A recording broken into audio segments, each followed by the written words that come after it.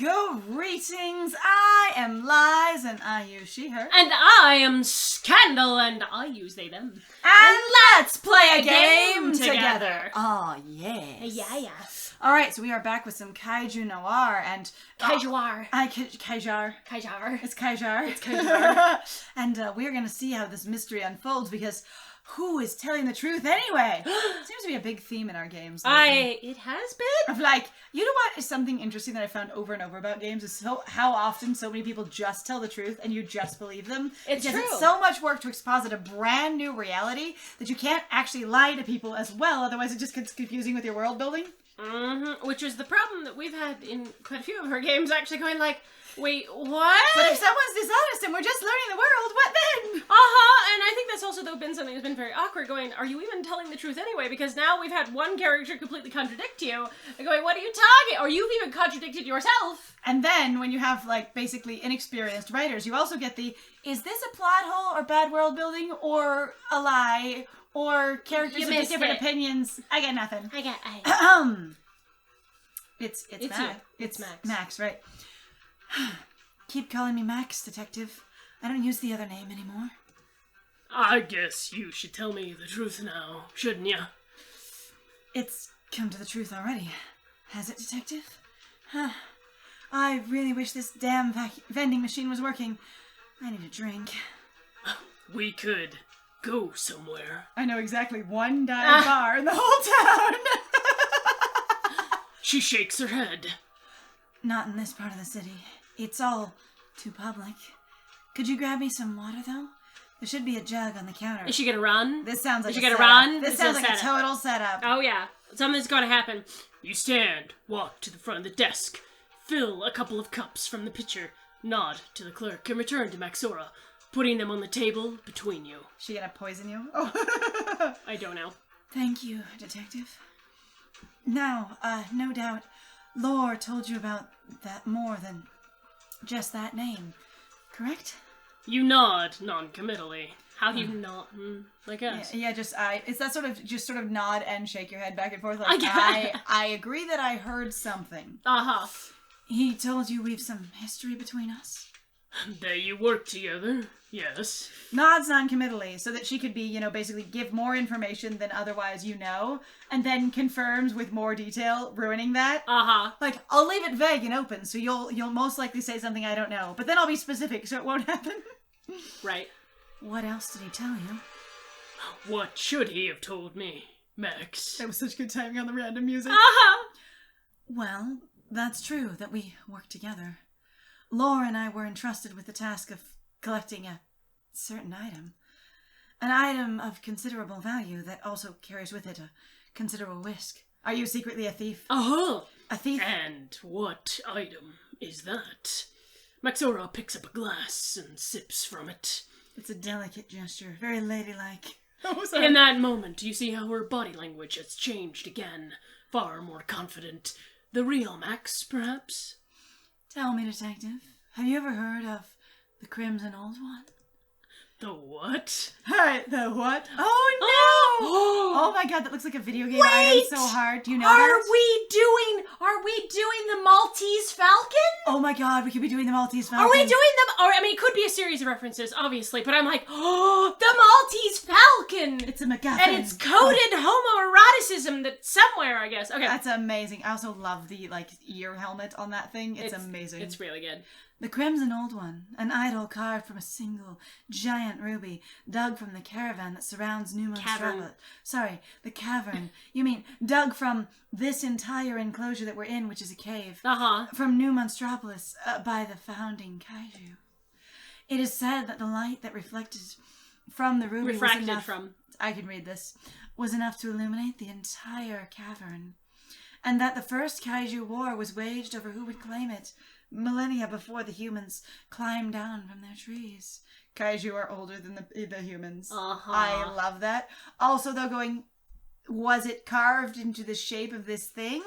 Or was it a natural ruby that, completely unpolished, unrefined, was still refracting that much light? No, it said it was carved. Who the the hell made it then? Kaiju discovered this carved thing. All right. I just said, it was said that this is what happened. Yeah, I know. Yeah. So this is the legend and lore that she knows, which I get that. Yeah. But also going, can you imagine this giant-ass statue just shoved into this cavern somewhere and them going, we've discovered it! It's like, yeah, someone made it, sir. It's okay. It's also said that those who possess the Crimson Old One would reign over our kind until the end of days. Oh my god, it's so tropey. I love the shit out of it. So good. But we live in a blatantly corrupt oligarchy. Oh, it's an oligarchy. Which is what we have. Oh my god. Again, they're modeling the humans. The human society. Okay, I love how consistent it is with human society's practices trickle down to our world anyways. And that we're going to be, doing that. And so we live in this thing where we model their corruption, where they kicked us out or we decided to, leave trying to fight them, but then we decided in that same way to try and become our oppressors, if you will. Right. Ugh. I can't see the big teeth up at City Hall giving up their seats to someone lugging a shiny rock around the city. You're right. Trying that would probably land you at the bottom of a lake wearing a stone overcoat, wearing the rock as a shackle. So why all the excitement? Firstly, the idol represents immense spiritual significance for many kaiju in the city. This city. Second, it has historic value dating back hundreds of millennia, longer than some people think the planet is old.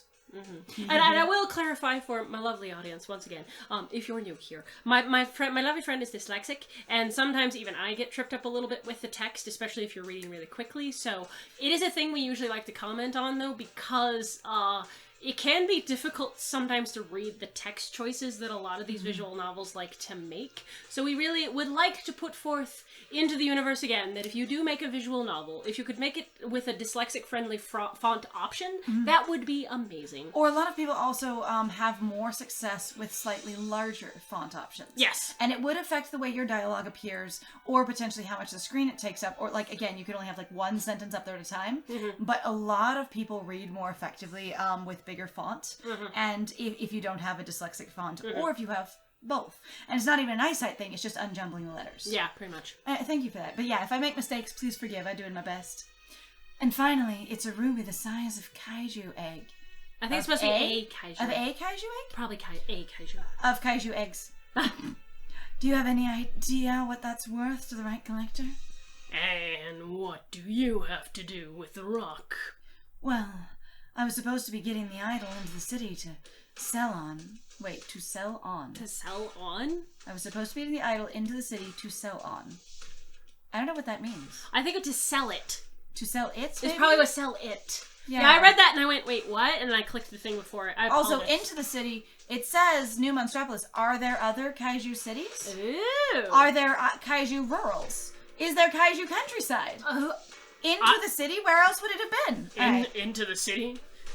You mean it's been out there on the surface? Aren't as thick as you look, Detective, are you? Okay, so this is really the only monster location in the entire world. And everything is either human or in Monstropolis. That would be fascinating. You should see me solve a crossword puzzle. I cannot believe that there's not one monster somewhere that wouldn't go, I'm gonna go homestead a different distant part of the cave and basically be in a rural neighborhood. Oh, right? Or kind of, basically a more distant countryside kind of underground. It's okay. As long as they don't go too far, I think, into the world building, because I think past the point I will start questioning the integrity of, why would you do this? And because your resources start, if you really just look at this going, we all just live in this one city. How the hell do you all feed yourself enough? And you're all completely isolated. You're all completely alone. You have to think about the resources to make this stuff. Unless this is basically Kari's fantasy of what everything looks like. You have or his description of going, their description, my bad. Their description of what... the only parts they care about. Someone talking about living in New York City as if it's the only city ever, but without really thinking about it that way because it's the only city they care about. Yeah. But also going, it would be so interesting to go, every single kaiju in the entire planet is all unified and living in this one tiny pocket in the world. Mm-hmm. Yeah, that sounds ridiculous. That sounds silly. So yeah, I'm imagining this is Kari's perspective. Yeah, and right. I hope it is, but again, like I said, if you dig too far, but that's also like why noirs get really goofy anyway. Because once you actually start breaking down like the mechanics, the sheer illegality of the behaviors that a lot of these characters will typically perform, how much actually like even throughout the years where your noir character has gotten more and more aggressive and basically it's just me against the world, and actually how much sometimes those characters were originally shadowed. Like there's so much history that goes into basically the cop or the detective genre. Yeah, like it's so really interesting, but it also is really weird. Anyway, so yeah, that one. If they get to soft world building is usually best if you just want to be tropey and have fun. Yeah. The statue has been traded, stolen, sold, and killed for in the human world for thousands of years. I doubt even they know how long for, or who got it first. Without a period. Without a period. Aye. That sentence felt a little rushed. It's okay. So, how did you track it down? I just want to be like, oh, I don't know. We haven't yet. Now that's something I don't know. The plan was Laura would track it down. I'd organize to get it past the gates. Another colleague would make the sale to a collector and we'd split the haul. So, what happened? I don't know. Yeah. The idol was supposed to pass to me from my contact at the gate. Only when I got there, I heard that he'd had an accident and the idol was missing.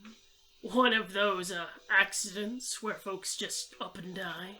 Exactly that kind. You pick up your cup and take a drink. The water is amazing.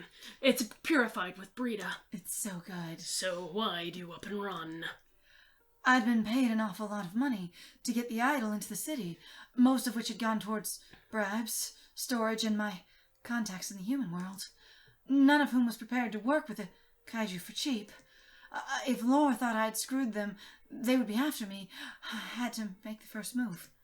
So, what do you plan to do now? Just wait here until it all blows over? No, Detective. I plan to find out where that damn statue is and finish the deal so I can get on with my life. So, there's no blackmail case? No, never was. Fine.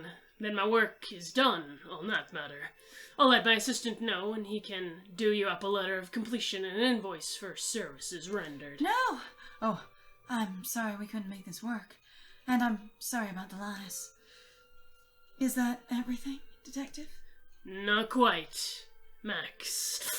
Now, you and I need to discuss another matter. Lights another cigarette. Uh-huh. Or I guess it's a cigar based on the color. Yeah, it could be. Puts out one cigar, lights another cigar, lights a new cigar with the butt of the old cigar, switches it out, can't ever ruin my aesthetic of smoking. Uh-huh. What other matter? You just close the case. You take another sip and say the words that will land you in more trouble than you could imagine. Matter of you hiring me to find that statue. She looks up, startled. You'd work for me, considering everything? I look at it like this, Mix Maxora. Either you're lying to me again, in which case you'll keep paying me up until the point we both become too bored to carry on with the charade, or you're telling the truth about being on the hunt for a missing cultural treasure of unmeasurable value that could make everyone involved filthy rich. In which case, I want in. As a starving detective in a weeaboo noir situation, I need money. Yeah, pretty much. Also, I haven't had an interesting case in months, and this sounds like fun. Either way. Okay, that piece is kind of just a charming chunk of character, and I like that. Going, not only do I want in on, again, cultural and historical significance, but, like, lots of money, which I actually do need, and I need something to do, damn it. Alright. That's great. Maxora sits with a cup and claw, no doubt thinking about ways to take control of the situation. As meek as she likes to look, she obviously prefers being in charge. Soft dom. Soft dom. Okay, Detective. What are your terms? 2 weeks retainer in advance. This is going to eat up all my time, and I have an assistant to keep fed. Consider it insurance in case of any other unforeseen accidents. Oh, don't you trust me, Detective? Don't you like me? I like you plenty, Max, but I don't trust you any more than I do most folks in the city. Maybe even less, given the circumstances. Fair enough.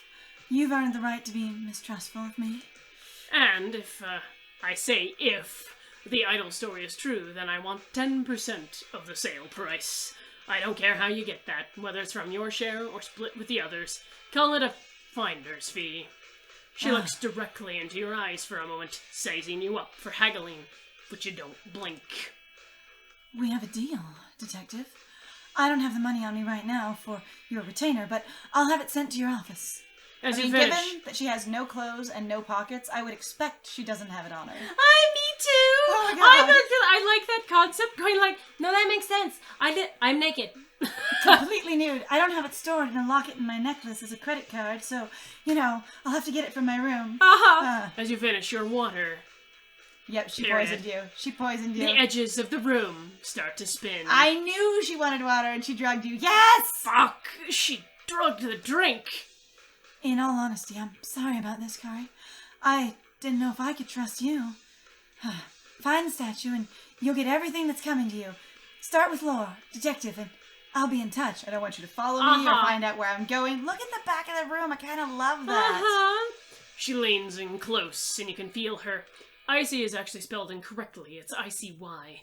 Icy breath on your ear. Maybe it's a British spelling. The reason why I know that, though, is because for years I had a misspelling version of, that was part of my name. Anyway, okay. No. I also am giggling about the whole, classic trope of you're the, tough, lone wolf detective passing out on the floor, trying to still look stoic and tough, and this beautiful femme fatale just leans down on one knee and goes, "Follow the trail of the crimson one."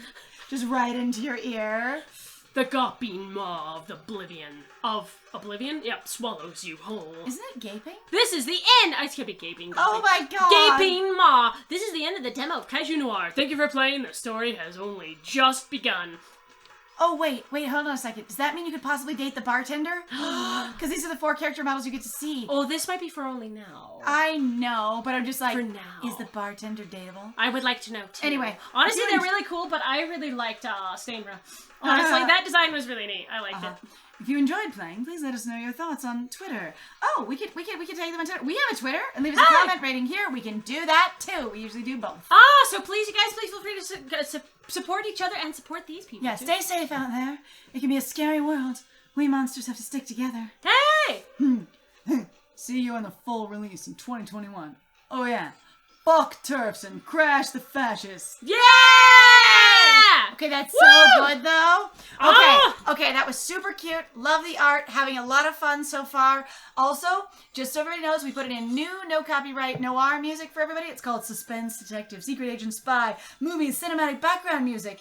And then the title keeps going. It keeps going. It's like 9 pages long. It's fine. Oh my God. We will link it in the description in case you are interested in this music. It is copyright free. It is available on YouTube. It is not the official game music. Yes, it is not. So the full release of the game, as far as I understand, will have its own music. It will have its own soundtrack, which is super cool. And honestly, I'm really intrigued. We are going to be putting this on our wish list, unlike Ko-Fi, and possibly on Steam. Yep. I mean, this is on Steam. This is on Itch. Oh, on Itch. Okay, yes, then we're going to have to put it on our Ko-Fi wish list. Yeah, we'll have to see. But this is a lot of fun. I'm really delighted. I am digging the tropes. I'm really curious to see either how, one, they'll start subverting some of it, and also how they'll start dealing with basically the narrative and also the themes of film noir as a whole. Now, I'm not a big film noir buff, but I have heard a lot of people discuss various different types of basically the themes that show up in this sort of genre. So I would be really curious to see how that's handled. And again, like I said, how it's subverted, if that even comes up at all. Might be fun to grab a couple of film noirs, just classic ones, and watch them before we play the full thing. That would be so much fun! Yes. All right, anyways, guys, thank you so much for being here for this. This was super cute.